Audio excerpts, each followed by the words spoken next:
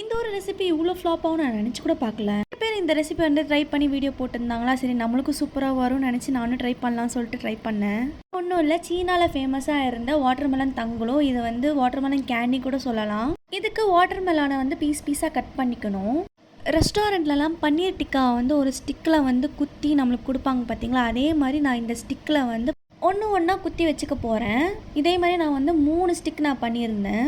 இது வரைக்கும் ஒரு பிரச்சனையும் இல்லை, எல்லாம் நல்லா தான் வந்துருந்தது. ஆனால் இந்த சுகர் சிரப்பில் மட்டும் தான் என்ன மிஸ்டேக் பண்ணேன்னு தெரியல. நான் பார்த்த எல்லா வீடியோலையும் 1 கப் சுகரும் அதுக்கப்புறம் 1 டம்ளர் வந்து தண்ணி தான் ஊற்ற சொல்லியிருந்தாங்க. அதே மாதிரி தான் நானும் ஊற்றுனேன், நல்லா மிக்ஸ் பண்ணேன். சிரப் திக்னஸ் வர வரைக்கும் நான் மிக்ஸ் பண்ணேன். இந்த அளவுக்கு நான் திக்னஸ் வந்துச்சுன்னு சொல்லிட்டு நானும் பண்ணலாம்னு சொல்லி பண்ணேன். இது பண்ணுறதுக்கே எனக்கு போதும் ஆயிடுச்சு. வீடியோவில் காமிச்ச மாதிரியே வாட்டர் மெலனை வந்து சுகர் சிரப்பை வச்சு நான் கோட்டிங் கொடுத்துக்கிட்டேன். சுகரில் டிப் பண்ண வாட்டர் மெலனை வந்து இந்த மாதிரி ஐஸ் வாட்டரில் வந்து போட்டு டிப் பண்ணி எடுத்துக்கிட்டா ரெடி ஆகிடும். எனக்கு இது வந்து கேண்டி மாதிரி வரல, ஜவ்வு மிட்டாய் மாதிரி தான் வந்துருந்தது. இதுக்கு நான் எப்பயும் போல் சக்கரை போட்டு வாட்டர் மெலனே சாப்பிட்டு போயிருக்கலாம் போல். நெக்ஸ்ட் என்ன ட்ரை பண்ணலாம்?